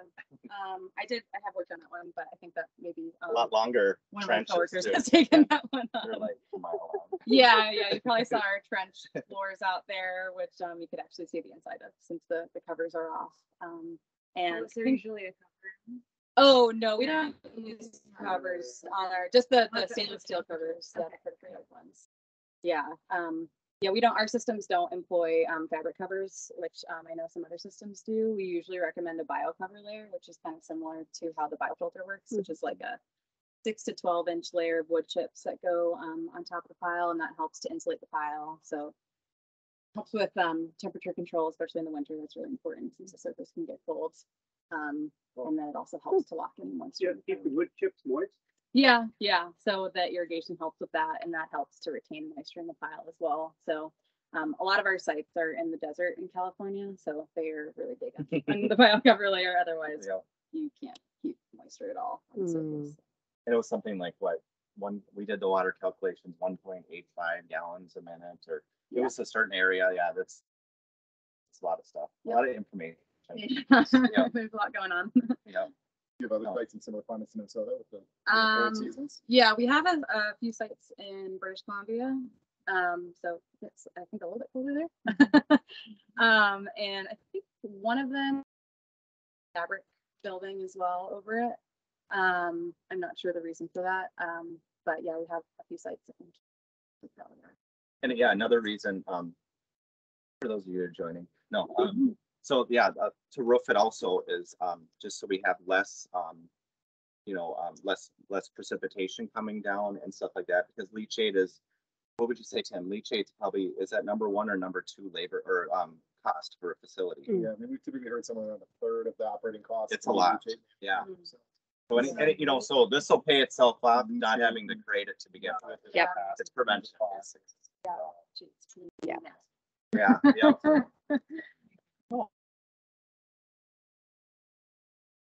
They do the compost in the backyard. Oh, yeah. So we're actually looking at cardboard being the like carbons, like you have the wood chips there. I'm just curious, kind of, it looked like there was some box and some cardboard in the thing, like how has that been as far as decomposition or like? I probably wouldn't make it here. It's not technically accepted in that regard because you have the plastic labels and the plastic on the tape for the boxes. That's your what we're Amazon currently boxes. trying to figure out how to get rid of that. That'd be hard. Yeah, I mean, Yeah, that's probably the concern- most, yeah. One of the benefits of wood chips is it allows for more airflow and more Yeah, velocity you kinda- through you the can smell pile. Right, If cardboard gets wet, it's really compact and the piles can go in. Yeah, we've seen folks try and use. Yeah, I love So there's a lot of surface area to mix with the food, obviously, like So- you're saying. I said wood chips, the kind of diversity of feedstocks is really helpful. And there's little critters living Right. in there. Is this wood chip How does it's like mulch that you guys are mulching from other yard waste sites? Yeah. And okay, Other than- so it's all locally. Yeah. Can we source more like bulk wood chips from And this seems to be a good size. things like Yeah, that? they for this You know, system yeah, here, like, they kind of say Take the between cardboard, kind of that shred 2 to it, 4 inch. and So this is pretty then spot one on. way or That way you soak don't it, have a lot of dissolve the overs, obviously. cardboard, That way you get have to like screen it out and then the reintroduce plastic it out again. that way. So that this part, that the overs is a whole screening thing. I've been hearing from people. You don't have to process it 3 times. Yeah. Yeah. Like some of the cardboard.